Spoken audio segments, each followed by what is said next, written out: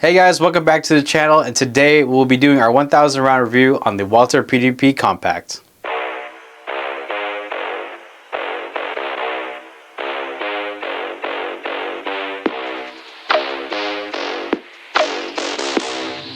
You are now in the presence of a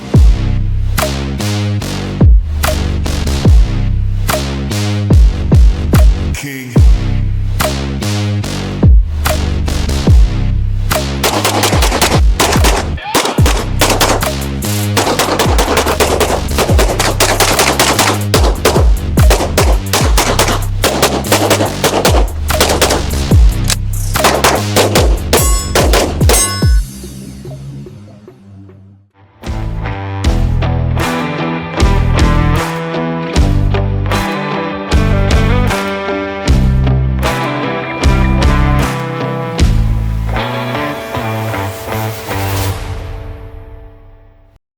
So getting into the specs, a high-level summary, starting with the price. That price is $699 MSRP, but you can probably find these around $600 or less at your local gun shop. It is a striker-fired pistol chambered in 9mm. The slide is made out of steel, mounted on top of a polymer frame, and it is optic ready out of the box. So as for the dimensions of the PDP Compact, the overall length is 7.5 inches, slide length itself is 7 inches, it is 1.34 inches wide, and it is 5.4 inches tall. The gun by itself weighs 21.4 ounces, while with the magazine it weighs 24.4.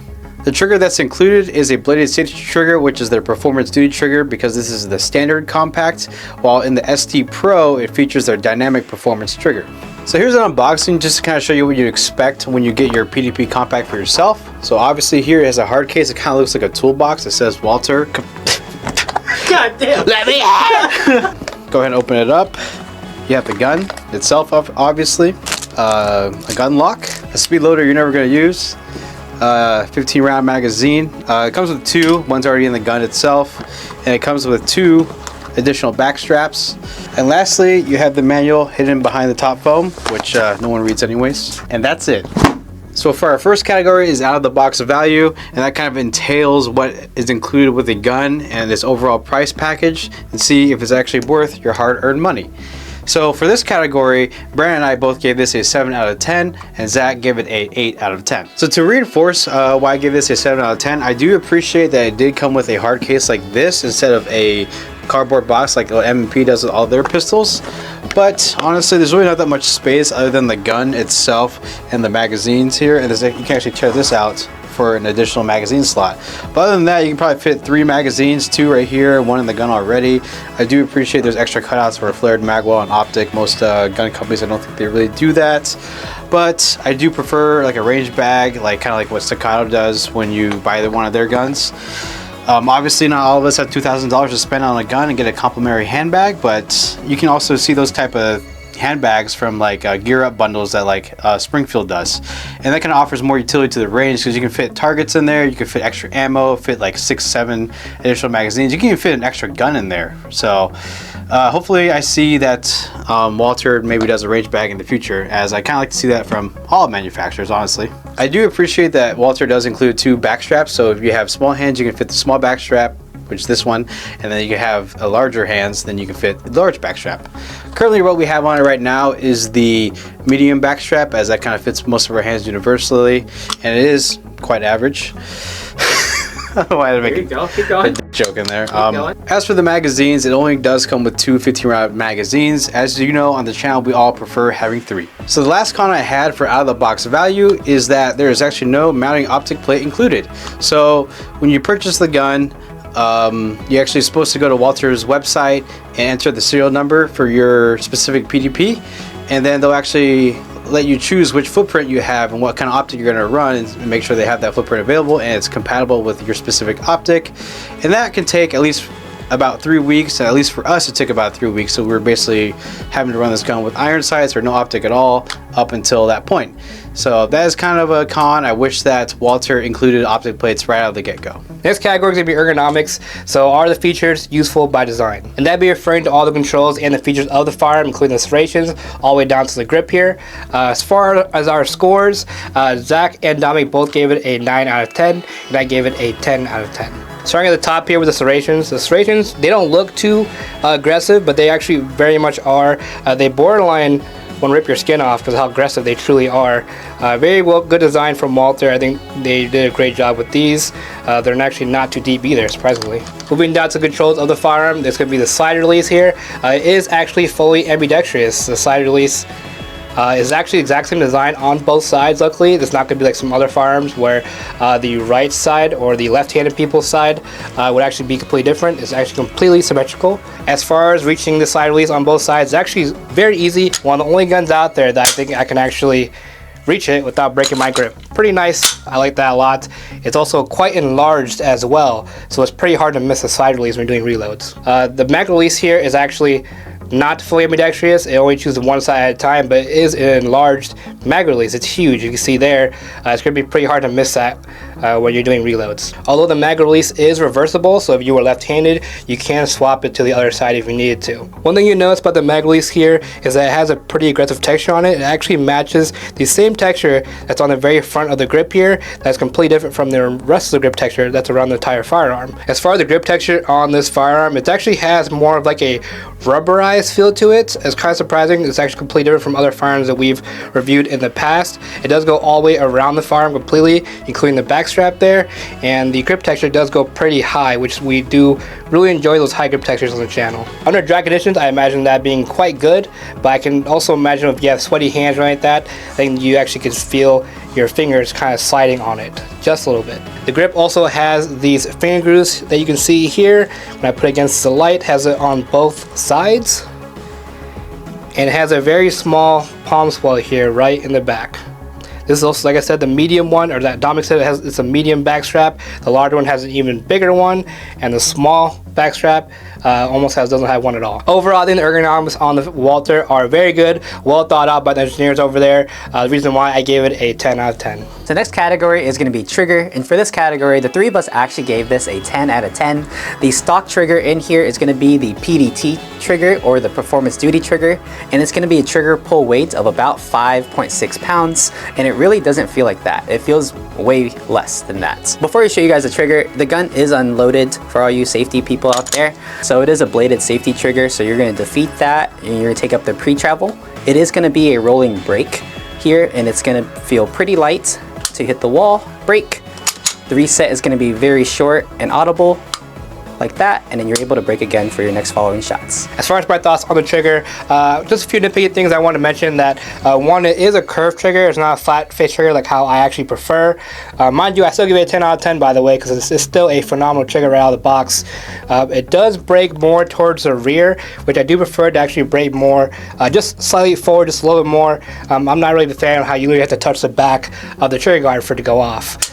But other than that, with it being 5.6 pounds, like Zach said before, it actually feels more like maybe 4.5. This is deceptively smooth for a trigger. So for the next category, we have sights and optics, and that includes the iron sights to the optic mounting system. And I gave this category a 9 out of 10. Brandon and Zach gave it an 8 out of 10. For the iron sight style, it is a T style. In the rears, it has 2 white, and also in the front, it's also white, which unfortunately makes it really hard for you to focus on the front sight alone. At least for me, and my eyes kind of get confused just trying to focus on the front and also at the rear at the same time. I prefer if the rears are blacked out. Another thing to note, when I held it up here, you could see that with the red dot, the iron sights on the pistol is not able to co-witness with the mounting plate. So that is kind of a drawback right there. And then speaking of the mounting plate, of course, you cannot direct mount any optic plate to the Walther PDP. And of course, what kind of sucks is that Walther does label this as optic ready. Unfortunately, it's not truly optic ready because you actually have to order your mounting plate from Walther's website, which can take from 2 weeks to 4 weeks. I said it took us about 3 weeks earlier, and that's kind of unfortunate. But it is nice though, they do not charge on top of that, so You can choose whatever footprint that you need for your preferred optic. And so far, with about 1,000 rounds in, we have not had our optic come loose at all. Next category is going to be about magazines. With the Walther PDP Compact, it does come with two 15-round magazines. It is an all-metal housing with a polymer base plate here. As for the scores, I actually gave this an 8 out of 10, while Dominic and Zach both gave this a 9 out of 10. So justify why I gave it an 8 out of 10 as opposed to a 9 out of 10 like the other guys did. The round here, I believe that the capacity should be actually more than just 15 rounds. When I think of a compact gun, I actually compare it more to the X Macro that we've actually reviewed in the past. If you haven't seen that video, go check that video out. The X Macro actually can hold 17 rounds in a compact size gun. Now I know that might be a little unfair to some people out there, but with SIG setting the standard of giving you more rounds, that also means that the bar has been raised, and Walther just hasn't responded to that just yet. They're still at the normal 15 rounds for a compact size gun, so top point for that right there. And on top of that, for how actually large this firearm really is, I don't think people really realize how large the Walther PDP Compact actually truly is. Just to reference, I'll actually grab my M&P back here, and the grip length is actually practically equal to the M&P 2.0. This is a full-size firearm. It holds 17 rounds. This is a compact, what they say compact. This is 15 rounds. And just for reference, trying to show compared to an actual compact size gun, this is the Ross Martin C that we actually reviewed in the past compared to the Walther PDP Compact. If I'm lining up the very top of the slides, you can actually see just how much shorter that Ross Martin actually is compared to. This actually has a mag even in it, while the Walther doesn't even have it in there. The fact that this holds only 15 rounds when it's actually the same size as a full-size gun is kind of insane to me. So I knocked off 2 points for that reason. So next category is going to be felt recoil, and for this category, the three of us actually gave this an 8 out of 10 altogether. So the reason why we gave this an 8 out of 10 is just because that the Walther PDP Compact is going to be very similar to a full-size gun. So here we have the M&P 2.0, which has a 4 1/4 barrel, while the PDP actually has a 4-inch barrel. As you can see here, that they are going to be the same length for the slides, and basically the same length up and down for the grip. So basically comparing a full size to a compact, which they're basically two full-size guns, the Walther PDP shoots a little more snappy than the M&P 2.0. That's kind of what we noticed when we were doing drills. So justify why I gave it an 8 out of 10 as well. What Zach mentioned is that this is a compact gun. For a compact gun, I think the Walther PDP Compact shoots excellent. It's very good, very soft shooting, but that's only comparing it to compact size guns. The problem with this is that the actually sheer size of this is kind of deceiving. It's actually the same size as an actual full-size gun. If you compare it to my M&P 2.0 here, like Zach showed earlier, the slide length is actually going to be the same. The grip length is actually going to be the same. I think I said it in the first impression video that this gun, just by nothing about it, feels like a compact. Just because it says compact there on the side does not actually mean this is a compact size gun. This is without a doubt a full-size gun. This is a Glock 47, basically a Glock 17. Absolutely full-size gun. Everyone can actually agree with that. This is the Walther PDP Compact. Are you seeing what I'm seeing here? Yeah, they're about the same size, guys. Not even kidding. So you're actually paying for less barrel only getting the 4-inch model of the PDP. And I have shot Glock 17s and Glock 47s in the past. I'm actually not a Glock guy, but I'm not delusional enough to say that this shoots as soft as this. I know for a fact that Glock 17 absolutely shoots softer than the PDP Compact. That also includes same for the M&P 2.0 that I have. This actually absolutely shoots softer than this. So I gave the M&P 2.0 in the previous review a 9 out of 10. I'm going to give this an 8 out of 10. Even though it's false advertising, so it's a compact, it's actually a full-size gun. So the next category we have is weapon handling and manipulation. This kind of overlaps a little bit with ergonomics because this is kind of putting the ergonomics into practice. That entails how easy it is to use the slide serrations, how easy was it to use the mag release, how useful was the grip texture. And for this category, we all gave this a 9 out of 10.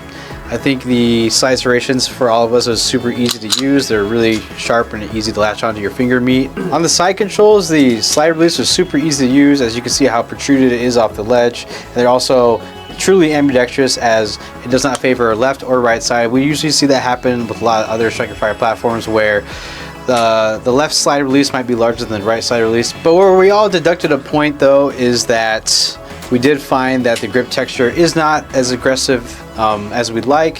While obviously it's the winter right now, or turning spring soon, probably by the time you see this video, but when we were out shooting this, it was like probably below freezing, so our hands were really dry, so we didn't really face any slipping at all. However, when I dry fired this in my kitchen for like 5-10 minutes, when my hands got a little clammy and sweaty, I did feel that my hands were slipping just a little bit. Of course, lastly, there is no flared mag well. I don't really expect it because this technically isn't a full size, but it makes reloads just a little bit more difficult. But because since this is intended for concealed carry, a flared mag well definitely does not help with the concealability.